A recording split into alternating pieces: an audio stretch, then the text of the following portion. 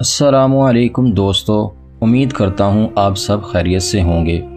ماہ ذوالحجۃ الحرام کی آمد ہوتے ہی سنت ابراہیمی کی یادیں تازہ ہو جاتی ہیں۔ ہر سال لاکھوں لاکھ مسلمان اس ماہ مقدس میں اللہ پاک کے حکم کی بجا آوری، سنت ابراہیمی اور سنت مصطفیٰ کی ادائیگی کے لیے کمر بستہ دکھائی دیتے ہیں۔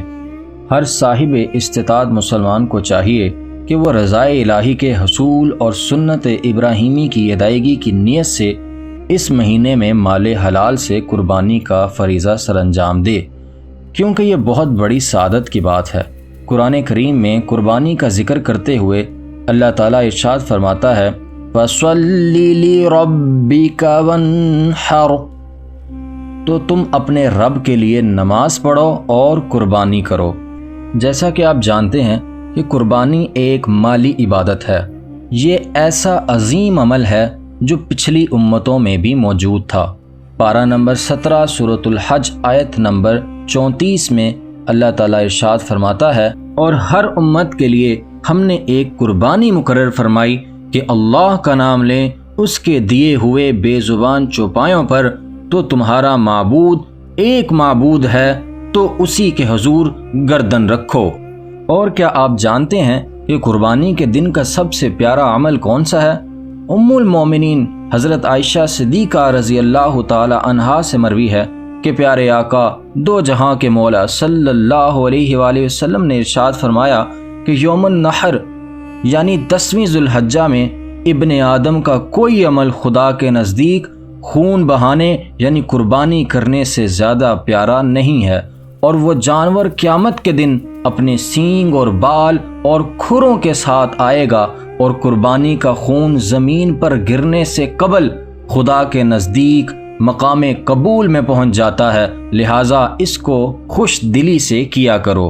اب یہ جان لیجئے کہ قربانی کسے کہتے ہیں۔ مخصوص جانور کو مخصوص وقت میں ثواب کی نیت سے ذبح کرنا قربانی کہلاتا ہے۔ اب قربانی کرنے کے بارے میں کچھ فائدے اور ثوابات بھی سماعت فرما لیجئے۔ حضور نبی اکرم صلی اللہ علیہ وآلہ وسلم نے ارشاد فرمایا کہ عید کے دن قربانی میں مال خرچ کرنا اللہ پاک کو سب سے زیادہ محبوب یعنی پسندیدہ ہے۔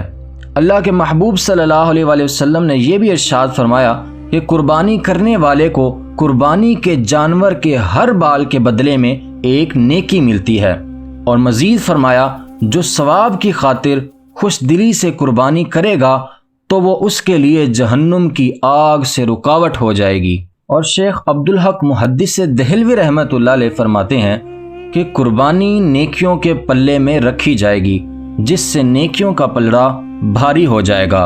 اور حضرت ملا علی قاری رحمۃ اللہ علیہ فرماتے ہیں کہ قربانی کرنے والے کے لیے اس کی قربانی سواری بن جائے گی، جس کے ذریعے وہ بآسانی پل صراط سے گزر جائے گا، اور اس کا ہر عضو قربانی پیش کرنے والے کے ہر عضو کے لیے جہنم سے آزادی کا فدیہ بنے گا۔ اور اللہ کے نبی صلی اللہ علیہ وآلہ وسلم نے ارشاد فرمایا کہ قربانی کے جانور کا خون زمین پر گرتے ہی گناہوں کو بخش دیا جاتا ہے، اور بروز قیامت قربانی کا جانور 70 گنا اضافے کے ساتھ میزان عمل میں رکھا جائے گا۔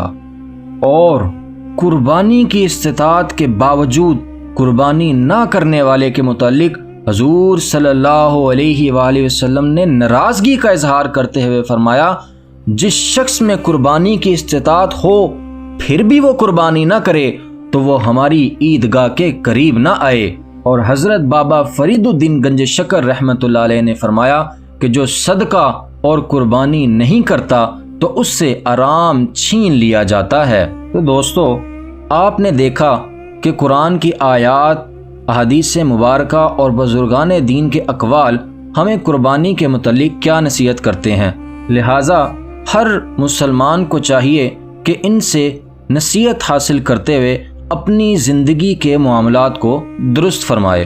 اور ہم آپ کو یقین دلاتے ہیں کہ ہماری ہر ویڈیو حوالہ جات کے ساتھ اپلوڈ کی جاتی ہے، لہٰذا آپ پورے اعتماد کے ساتھ ہماری ویڈیوز کو آگے شیئر کر سکتے ہیں۔ مزید ایسی اچھی ویڈیوز، مستند حوالہ جات کے ساتھ دیکھنے کے لیے ہمارے چینل صوفیزم آفیشیل کو سبسکرائب کرنا مت بھولیے گا۔ شکریہ۔